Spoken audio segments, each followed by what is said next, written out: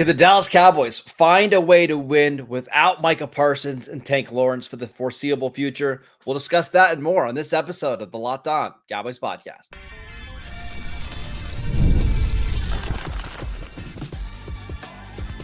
You are Locked On Cowboys, your daily Dallas Cowboys podcast. Part of the Locked On Podcast Network, your team every day. Welcome back to the Locked On Cowboys podcast, part of the Locked On Podcast Network, your team every day. We'd like to thank you for making us your first listen of the day. Today's episode is brought to you by Gametime. Download the Gametime app, create an account, and use promo code LOCKEDONNFL for $20 off your first purchase. Welcome back. I am your host, Marcus Mosher. You can follow me on Twitter at Marcus_Mosher. Joining me today, as always, is Landon McCool. You can follow him on Twitter at McCoolBCB. Landon, it's a victory Monday, but it doesn't quite feel like that. Yeah, it felt like we got our victory Monday on Friday, the hours before all the kind of injury news started to roll down a little bit. But yeah, look, the Eagles lost this weekend. We got to watch some football without too much stress. It's not a completely lost weekend, but we definitely have a lot to discuss this morning. Yeah, I did see ESPN's FPI, which is their football power index. They gave Cowboys a much better chance of making the playoffs coming out of week 4. And it's because not only did they win, not only because Philly lost, but you also had other teams like the Saints lost and the Packers lost. So overall, a good week for the Cowboys, but it's a costly week. Yes. Let's start with the big injury news. Demarcus Lawrence has a mid-foot sprain. It's that bad word that we don't want to say, Liz Frank. Now, the good news for the Cowboys here is that Demarcus Lawrence doesn't have to have surgery. If he had to have surgery, probably out for the entire 2024 season. But the Cowboys are going to place him on the injured reserve list, meaning that he's going to miss at least 4 games. I've got to imagine, Landon, this is probably going to be more like 8 games, and that the hope is that you can get him back maybe after Thanksgiving. But this is a long-term absence that the Cowboys are bracing for here. Yeah, this one's really, really tough. I mean, I think we're going to talk about the Parsons injury here in a bit, and that was obviously the one that we were the most concerned with coming out of the game, just because it's Parsons, right? Turns out that one seems a little bit light, and this is the Lawrence one that is really the more concerning of the two, and especially because he's a veteran player. And especially because the Cowboys' run defense has not been very good overall for the season, and he's one of your best run defenders, and he's been playing really good football so far this season. So, it's a big loss. I mean, obviously the Cowboys have some young players here, but losing the veteran presence and one of your best football players in Demarcus Lawrence for 2 months when you're playing a bunch of really good football teams, it's brutal, and they're going to have to make some adjustments in order to kind of compensate for his loss. On top of that, I'm starting to get a little bit worried about Tank, like long-term now. Because remember, he's on the final year of his deal. I believe he's either 31 or 32 years old.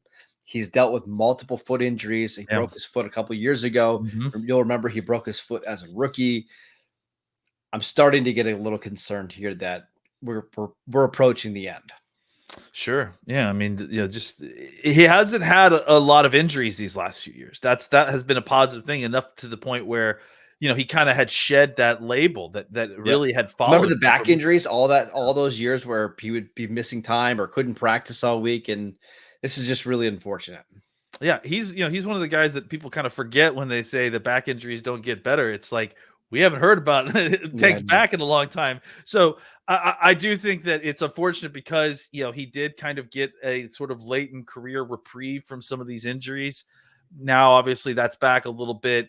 Hopefully he can kind of get through this, recover, and then give you some good snaps for the rest of the season. And then, I do think that that foot kind of rearing its head back late in his career, it may be something that makes him kind of pause as he goes into his final year. Like, how much longer do I want to continue to do this? So, but that's problems for the end of the year. Let's get him back and healthy, hopefully for some good snaps at the end of the season. And again, the good news is no surgery as of right now. They did say they're going to reevaluate it in 4 weeks. So they're just saying there is an outside chance that maybe he will have to have surgery if it doesn't get better. But that doesn't seem like it's going to be the plan now. The Cowboys are going to let him sit and rest. I've got to imagine that the Cowboys are going to be very careful here with Tank because they don't want to rush him back. So again, Thanksgiving is what, 8 weeks away or something like that. Mm-hmm. That's probably the more likely outcome here. Wouldn't you agree? Yeah, I mean that's usually what happens is that they do stuff like that, right? Where there's an injury, they target certain dates in which there's a mini bye or an extra long rest, and that gives them kind of a nice runway to getting ramped up for coming back onto the roster. So I wouldn't be shocked if they used that kind of chaos of Thanksgiving to like as the marker. Let's get past that, and then hopefully bring Tank back on the back end of the season. Okay. Let's talk about Micah Parsons, the other big injury. This one is more impactful right away because Parsons is your best player on defense. He suffered a high ankle sprain. Now, the good news here is it doesn't seem like it's overly severe. The Cowboys are calling it week to week. It's not a situation where he needs to have the tightrope surgery or anything like that. But with a bye coming up, I believe in week 7, it feels like the safe bet here is just to let him sit for the next 3 weeks, and then we'll see him on the field against the 49ers in week 8. Yeah, to me, the whole week to week designation is a cat and mouse game, right? Like, I mean, just to kind of play with these teams these next few weeks. Oh, is he going to play? Is he not going to play? He's not going to play the next. I mean, certainly not the next 2 weeks. I can't imagine, and probably not the third week either. So they have a bye the third week, so that's You could get to that the fourth week of the injury. You'd miss 2 games. I do think he'll be ready to go by the 49ers game. That makes sense to me too. I think, but I've always felt like the week to week designation is such a cat and mouse thing, right? It's just a way to kind of play coy with the other team that you're playing a little bit. But yes, I do think that if we're talking about that designation of the kind of low end of the high ankle sprain, right? I think 2 weeks is probably a safe way to make sure that even if it's minor, you're kind of in the clear of that whole situation. I think the real question, and I think that's what we're going to have to discuss a little bit, is exactly how does the team kind of recover from this? How does the team deal with the adjustments that they are going to have to make to deal with the losses of those two? I think that's really what's interesting, and I think that the fascinating part about it to me is that obviously pass rush is what the first thing that comes to mind when we talk about Parsons and really in some ways Tank too. But I think that the actual area in which they're going to be missed the most is in the run game, because they're going to have to, use more resources there. I think in the pass game, this is where you can rely on Zimmer more, right? You can just be more exotic and try to, send more pressure than you probably normally would with those guys around, maybe more linebackers, that sort of thing. But I think where the loss is really going to be felt for both Parsons and Tank is the ability to have your personnel out on the field and equally play the run or the pass on the edge, So now the run defense stuff that had started in the middle, problems that had developed in the middle of your defensive line, they start to spread a little bit out to the edges more than they were before. We're going to talk at the end of the show about ways the Cowboys can win without Parsons and Tank. They can win without Tank long term. Tank is not the same player he was 3 years ago. It's still a big loss, but it's not. The injury for Tank isn't going to cause them to not be able to achieve the goals that they need to achieve.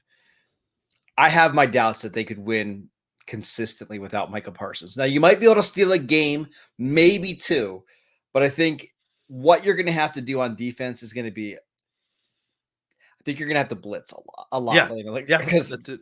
I don't see them generating any pressure with their front 4 with the guys that they're going to put out there. So you're going to have to blitz. And again, I think you can get away with that for a couple games, but against good quarterbacks and good teams, you can't just blitz your way to being a good defense every week.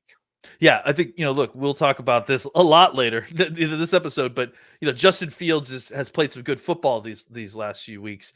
I still feel fine about having to send blitzes his way. You know what I'm saying? Sure. It's not, the same as sending him versus a guy like Dak or some of these other more experienced quarterbacks that have dealt with this sort of thing. So, we'll talk about all those kind of individual situations as we play them week to week.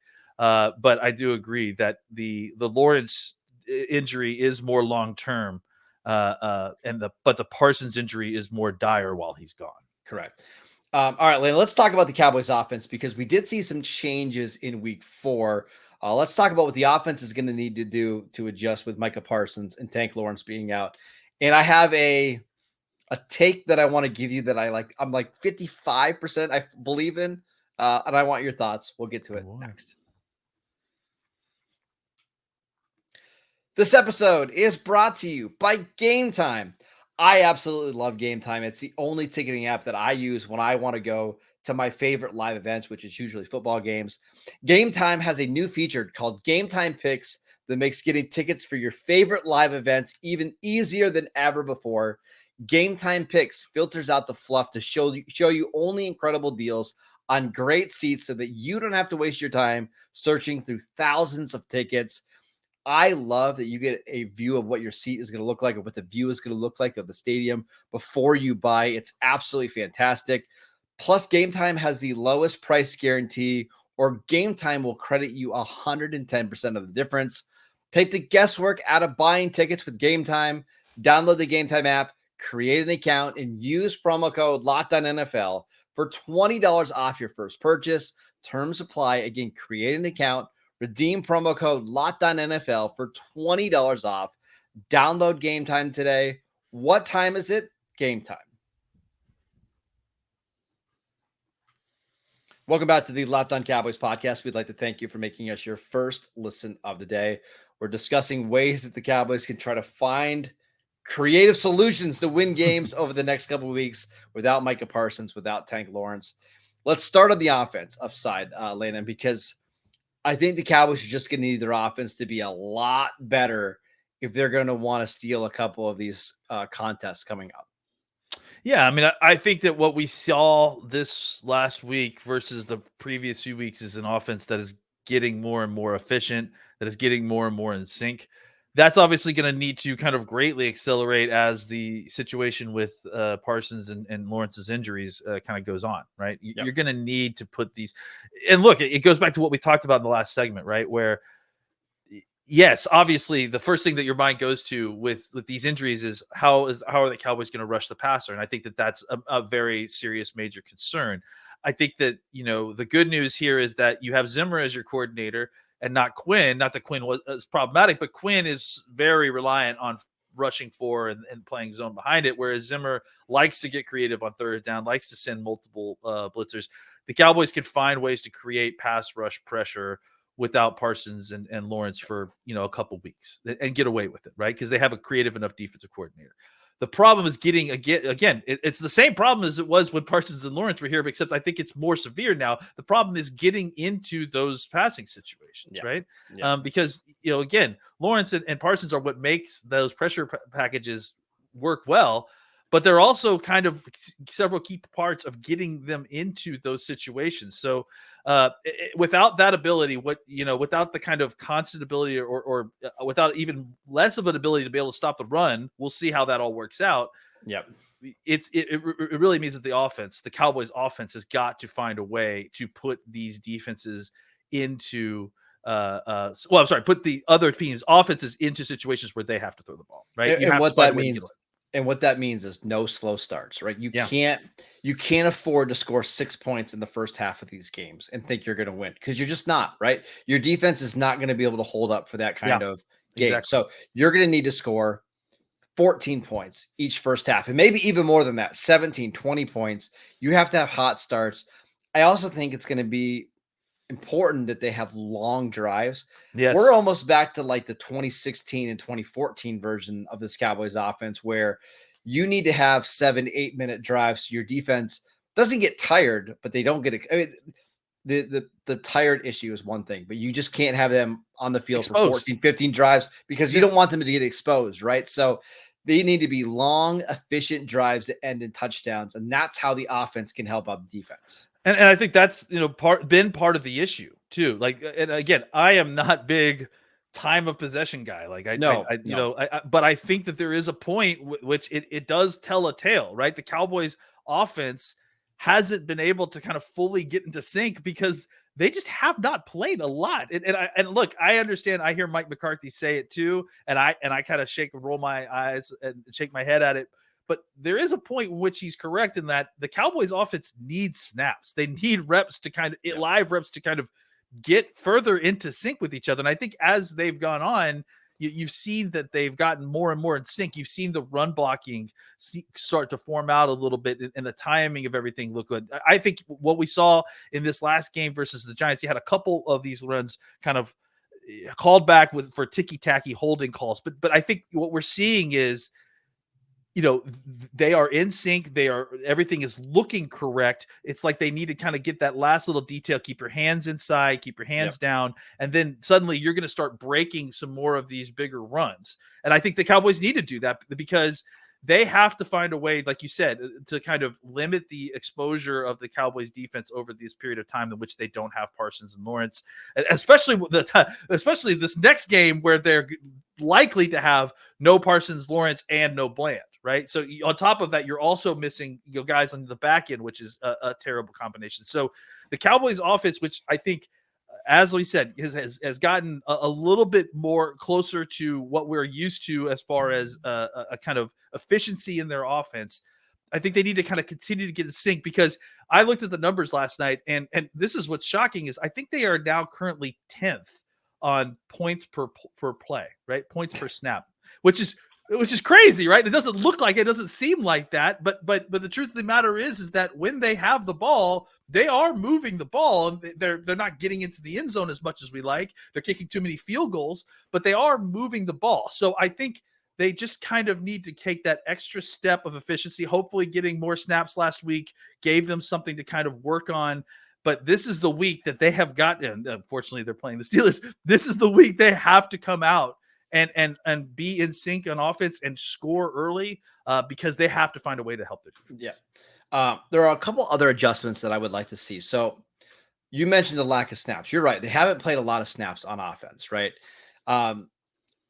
I think I would like to see them shorten their rotation of players that are on the field, because some of these guys are not getting into any kind of rhythm, right? Yeah. How many skill players do you think have played at least 50 offensive snaps for the Cowboys this year? So far? Remember, they've only played like 250 snaps total, but how many have played at least 50 snaps? 5, maybe? 4? 11 have played 50. Wait, skill players? 11 That's skill. Crazy. CeeDee Lamb, Brandon Cooks, Jalen Tolbert, Jake Ferguson, Rico Dowdle, Luke Schoonmaker, Hunter Lipke, Ezekiel Elliott, Jalen Brooks, Brevin Spanford, Cavante Turpin. Brevin Spanford has played 50 snaps. It's too many snaps, right? This is probably one of the reasons why it feels so clunky, is you just have guys rotating in all the time. And like the tight ends have been getting you killed in penalties, right? I'm not saying go down to only 5 skill guys and the same guys every time, but like maybe keep it to like 7 or 8. Like find the 2 or 3 personal packages that work for you and just run with those guys, Landon. Yeah, and I think that a lot of it too is that, we talk about how this team is like one of the youngest teams in the NFL. I mean, I don't know that they're necessarily, the roster is one of the youngest rosters in the NFL, but as far as guys who have been on the field, they are one of the youngest teams in the NFL. And I think that has shown itself out, right? Like you mentioned the tight end penalties. How many times have we heard Brevin Spanford's name called? It's like, how many times are we going to hear these holding calls on the edge of some of these younger players? I do think that, like, you're right in the sense that, and it's sort of the same argument that McCarthy would probably make for the lack of motion and shifts and that sort of thing too, is that the more personnel groups you move out there, the more people that you kind of shuttle in, the more difficult stuff that you add to the offense, or, that changes things pre-snap, the more difficult it is for the younger players to continue to perform without making mental errors, right? Without holding or offsides or whatever it is, right? So they have got to find a way to maybe kind of, like you said, constrict it to some of these folks that you feel like are reliable, a little bit more reliable, and then kind of redistribute some of these snaps, maybe just temporarily, until you can feel more comfortable with some of these younger players and how they're playing when they get on the field. I think the issue they're having is I don't think they know who their 4th and 5th best skill players are, right? Like if you assume CeeDee Lamb, Jake Ferguson, Brandon Cooks are your 3rd, and they even say it's like Rico Dowdle as your running back, who's the 5th guy? Is it Schoonmaker? Is it Brevin Spanford? And this is the take I was going to have.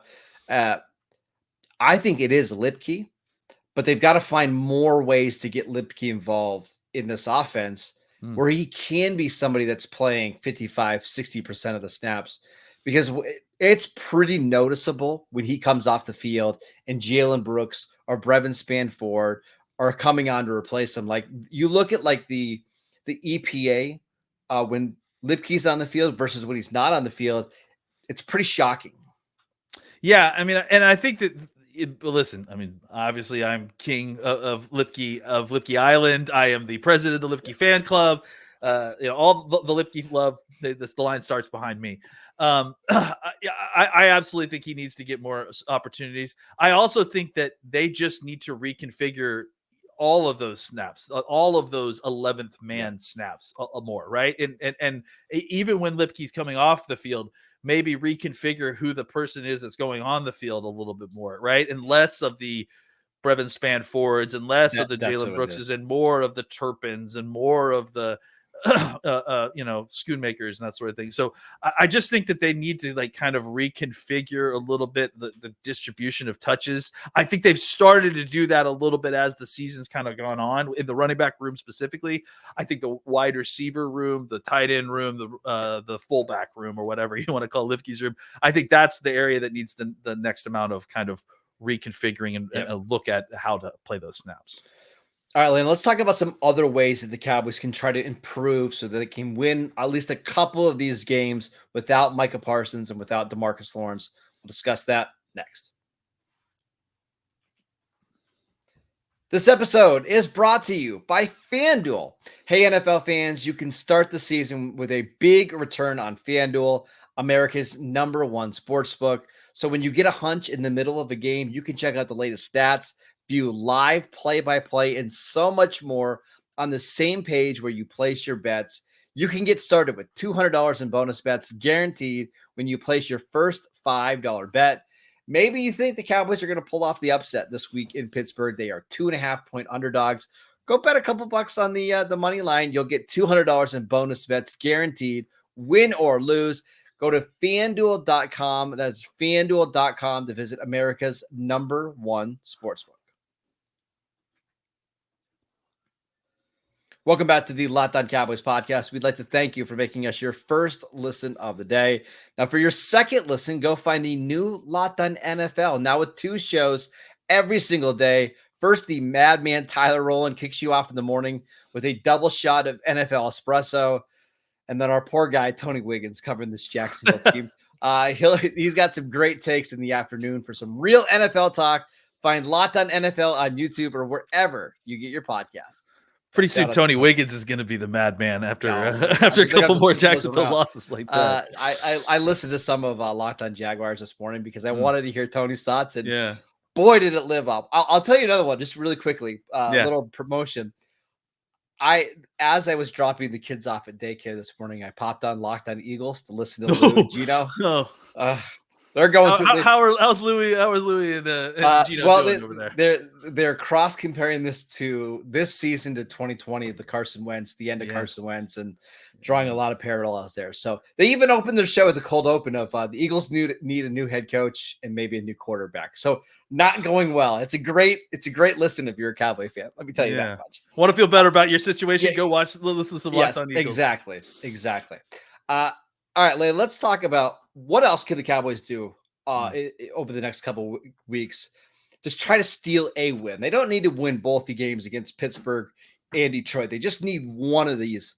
What can they do? Yeah, I mean, it's a tall order. I mean, just hearing you say it out loud was just like, man, I mean, to have to go into look, especially for you, you are going to have the year. Yeah, the biggest game of the year for Marcus, without a doubt, right? Yeah. And it's an uphill battle. I mean, look, I think that, we don't want to get too much into the individual games here because we're going to have tons of content about those 2 individual teams the next 2 weeks, right? I do think that each one of them is going to present a different type of challenge with these guys missing. Obviously, they're 2 extremely different quarterbacks that they're facing, right? And the way that they play, maybe they could not find 2 different styles of quarterbacks, maybe, than the way that these two quarterbacks play. And I think that how those teams play offense is going to be a big part of this. But I will say this. I have major concerns, obviously.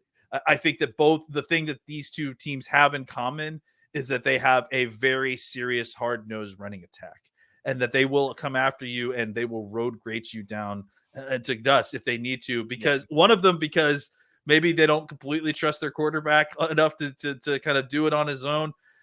And they know that they have an incredible defense. And then the other one, I think it's just part of Detroit. It's just part of their DNA. They have a quarterback who can throw the ball. They have a passing attack. But I think that they're going to look at what the Cowboys have done previously on defense, just like most of these teams. And even if they do have a passing attack, they are going to test this Cowboys run defense first. Yes. So the most important thing that the Cowboys can do to improve is find a way to continue to be the same run defense that we were in the Giants game moving forward. Yeah. Try to leave behind what we had previous to that. We need the Mozzie Smith that showed up in that Giants game to be the Mozzie Smith of that Mozzie Smith the next two games at least. You know, it would be great if that's the Mozzie Smith the rest of the regular season. I wouldn't dare to hope for that. But at the very least, we need Mozzie Smith to play positive football in the next 2 weeks so that it's just not another thing that we have to worry about on this defensive line when it comes to stopping the run. I feel like you can probably get what you need from run defenders by playing guys like Carl Lawson and Nealand and Golston more on the edge. And if you could figure out a way to get these teams into third downs, I think Zimmer can make up the difference. I think Golston will help as a run defender on. I'm not saying he's going to be better than Lawrence as a run defender, but I think he can do an adequate job. Yeah. It's just, can you create a pass rush if these teams want to throw the ball in first down? The good news is Pittsburgh doesn't. Like, Pittsburgh flat out does not want to throw the ball in first down. Yeah. I wanted to go back to your defensive tackle take really quickly. Mm-hmm. The next two teams that they play have both had serious offensive line injuries in the interior. So Pittsburgh just lost James Daniels, who was PFF's highest graded guard coming into week. Yeah. Isaac Siamalu, their other guard, has not played yet this season, dealing with a pec injury. He might be back next week against the Cowboys. Their starting center, Nate Herbig, is out for the year. They're playing Zach Frazier, a rookie that we really liked. Detroit, their starting center, Frank Ragnow. Dan Campbell said they had to put him down last week. That seemed like that was hilarious. He might be ready to go in 2 weeks, but they're still dealing with injuries. This is where Osa Odigizua and Mozzie Smith need to really step up. If they play well, they'll have a chance. That just shows you how tough Frank Ragnow is. They put him down. Frank Ragnow is. He got yellered, and he still might play in 2 weeks. Yeah, I mean, look, I think that there is some. You mentioned it. There is some benefit, right? That fortunately, I mean, not fortunately that they're injured, but fortunately that the Cowboys may be facing a compromised interior offensive line in some ways. But I'll tell you what, Zach Frazier played some really, really good football on Sunday. He looked really, really good, which is not surprising if you watched him in college. So. I do think that the Cowboys have a chance here. It is a more favorable matchup than it could have been, certainly on paper at the beginning of the season. And look, I mean, Mozzie has played 5 straight quarters of really good football. Let's see if we can continue it. And I think a rising tide lifts all boats in the interior defensive tackle room. If you're able to get that kind of performance from Mozzie, you're able to play him more. That means you're not exposing Linval Joseph to as many snaps. That means he'll play better on a per snap basis. I think Carlos Watkins has been serviceable. You know, I think he came in here and gave you better than Jordan Phillips snaps. Let's put it that way. So that you need that to continue so that you can kind of do whatever you can to put your focus on the edges so that you can stop the run there. We mentioned Golston, we mentioned Nealand, we mentioned Lawson. I think that all 3 of those guys are up to the task of run defense stops on the edge in the early parts of the downs.